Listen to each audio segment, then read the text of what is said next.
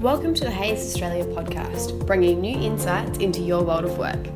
In this podcast, I'll be speaking to Eliza Kirkby, Regional Director at Hayes, to give you practical tips and advice on your career.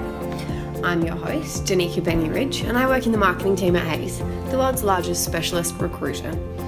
Today, Eliza will be giving her expert advice on how to ace your first week in a new job. Whether you're switching roles mid-career or starting your first job out of university, your first week can be a daunting prospect. We're here to share some tips to help you make the most of your new start. Welcome, Eliza. Thanks for joining us on the Hayes podcast and being our guest. Thank you. It's great to be here.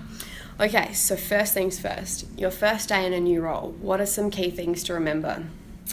Okay, so I think when you arrive on your first day, it's important to remember to be confident. It can be confronting and overwhelming walking into a new organisation and starting out fresh, but I think it's really important to be yourself from day one. You need to have the right attitude and you need to work to make a great first impression. So some ways to do this are to make an effort to really remember people's name, and when you're talking to them to use their name. I think the other thing to remember that's absolutely critical is don't be late. You mentioned attitude. Can you elaborate on that point? What attitudes or behaviours should our listeners try and focus on to have a successful first week? I'd say that being positive and punctual will go a really long way. So in terms of the punctuality side of things, I'm not just talking about being in at work on time in the morning. If you've got meetings or training sessions or even informal catch-ups booked in, it's really important that you're on time. I think the worst thing that would potentially happen if you were late would be that you might give the impression that you're not taking your role seriously or that you don't want to be there.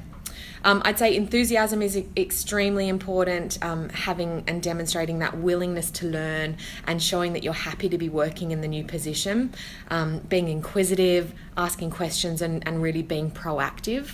A way to demonstrate that proactivity could be if you're being trained on a particular task or process from someone, asking them, now that you've learnt that task or process, whether you can actually implement that straight away and really action that straight away. In regards to the questioning side of things, I think it's easy for new starters to feel hesitant about asking too many questions or taking up people's time. What I would say to that is that everyone is going to benefit from getting you up to speed on things ASAP. So as long as you make sure your questions are positively phrased, you don't want to be asking the same question over and over, and you want to make sure that they're information seeking in nature. But if your questions are ticking all of those boxes, then ask away. Fantastic. So obviously there's a lot that you're learning in your first week, a lot to experience and a lot to take in, and most people are going to be very tired, both mentally and physically. Do you have any sort of suggestions around that? Absolutely. I think most people will be exhausted in that first week, and so there's some simple rules that you can apply. So one is to go to bed early and make sure you're getting as much sleep as possible. Another one would be to ensure that you're not booking in social commitments outside of work inside that first week. And if you've got an exercise regime, keep that up as much as you can, because we know that that's a great thing to alleviate some of that stress that you might be feeling from starting the new role. Yeah, absolutely. And I think that getting enough rest is heavily contingent on cementing a routine or a new routine if it's changed. Yeah, I agree with you on that. I mean, what is your new routine? That's the first thing you've got to ask yourself. Have your hours changed? Presumably your commute might have changed.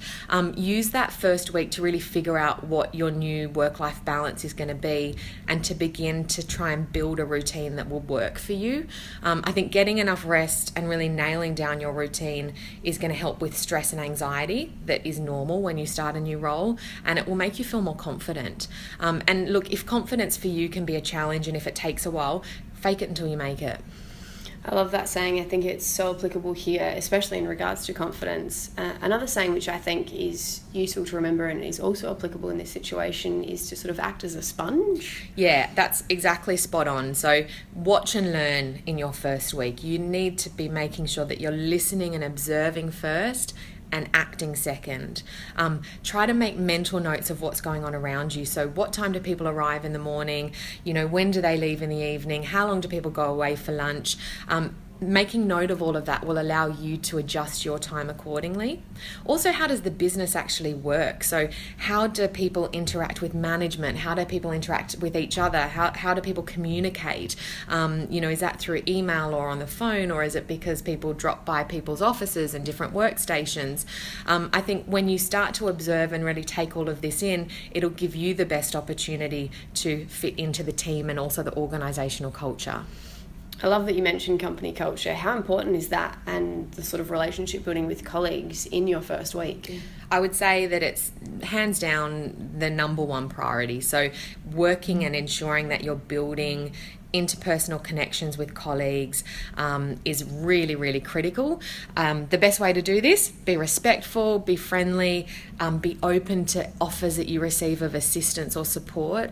If you're lucky enough to be invited to lunch, grab that opportunity by the hands and really enjoy that chance to build those connections with those colleagues.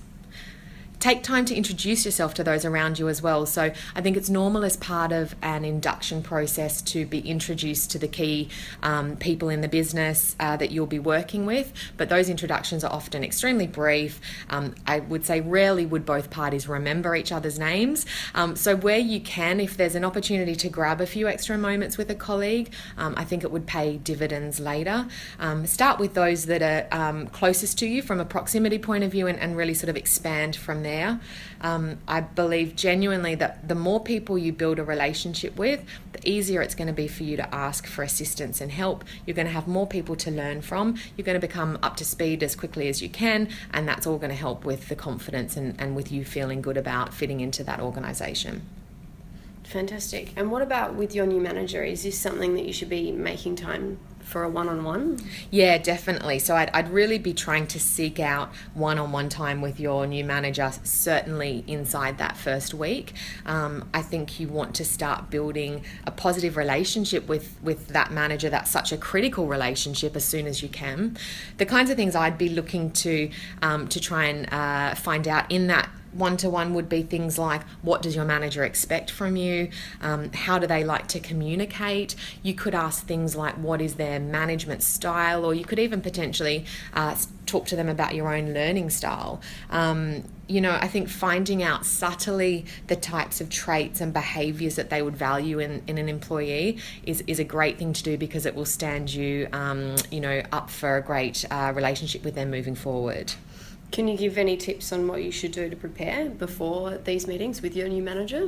Yeah, preparation is key, but I wouldn't limit preparation only to those meetings with your manager. So I'd certainly say that prepare for every induction meeting that you have with new contacts, peers, stakeholders in the business.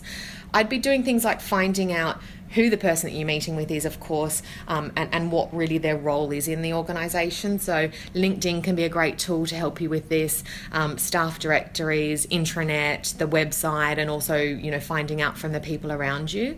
I think also researching or understanding or trying to understand and identify how your role would interact with theirs would be important, because it would give you some context for that first meeting.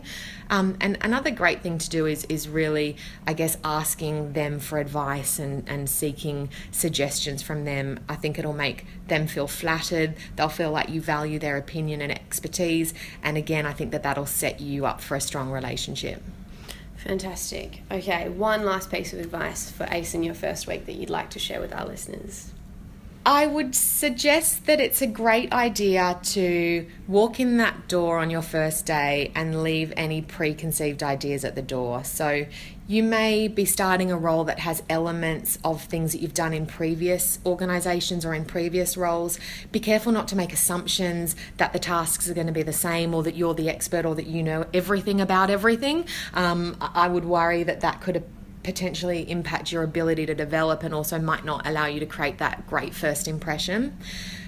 I guess also your head is being filled with all of these new ideas, and you're also in this completely unfamiliar and brand new work environment. I would want to urge you to be kind to yourself. Try and enjoy your first week. Try and look forward and really embrace those challenges ahead of you. And I think that there is a potential that first week will have some challenges. And in the event that you feel like you need some extra support, a great thing to do would be to really keep in touch with the recruiter that you've been working with. Recruiters have a lot of experience in actually, guiding and supporting people through those first weeks in new roles, which can be stressful. So take advantage of that and really, utilise that recruitment contact for that. Well, thank you very much, Eliza. Some great advice there for our listeners. And thank you for listening to the Hayes Australia podcast. If you didn't hear the first podcast of our series, head to iTunes or soundcloud.com.au. In the meantime, if you want more advice on how to get a job in 2017, please head online to hayes.com.au.